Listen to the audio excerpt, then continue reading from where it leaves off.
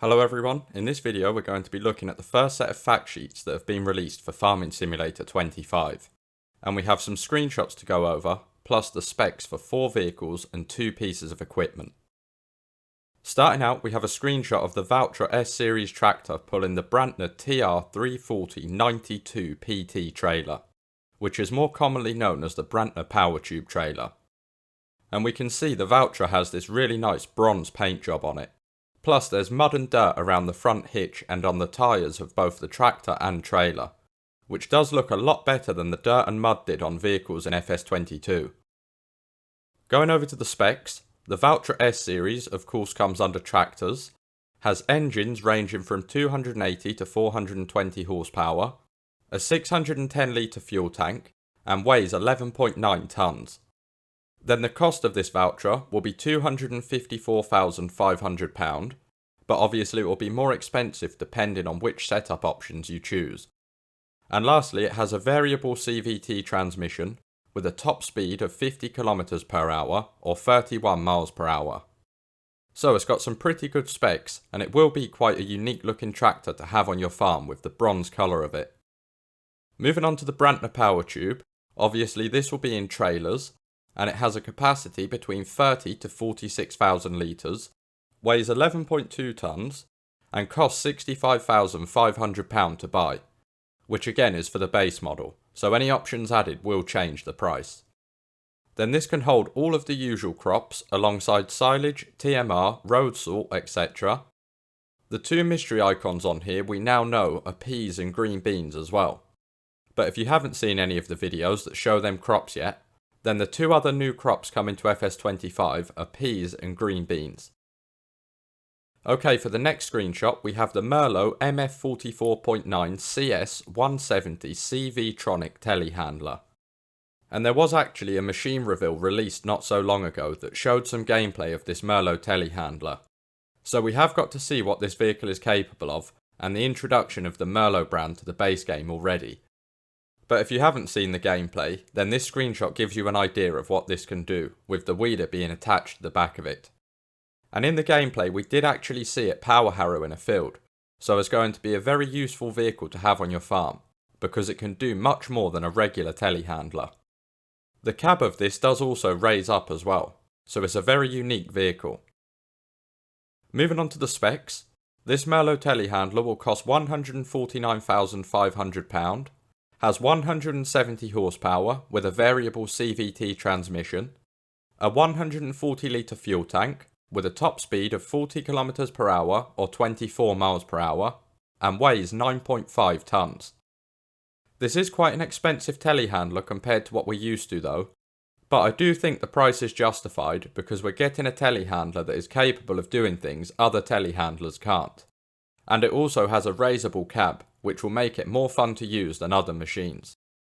So yeah, it's a really nice vehicle to have in the game, and it's great that Merlo is finally coming to the base game, because the modded vehicles have always been a favourite for lots of people in the previous games.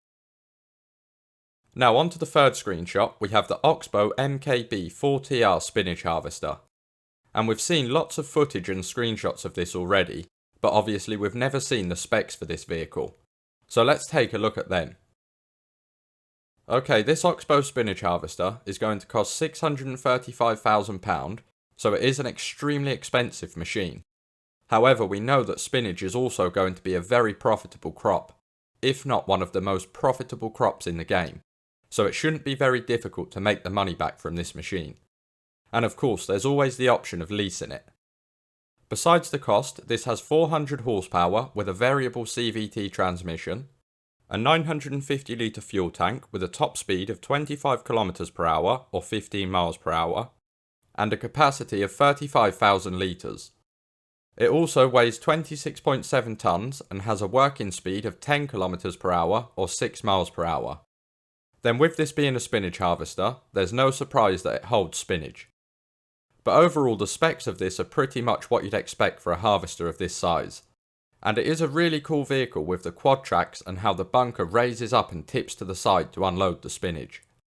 The 35,000 litre capacity it has is quite impressive as well. Now for the last screenshot, we have the Iseki TJW pulling the FarmTech EDK 650 trailer. And we've got an Iseki tractor and FarmTech equipment in FS22, so we've seen both brands already. But still, this is a nice tractor from Iseki that looks great in the dark metallic blue colour.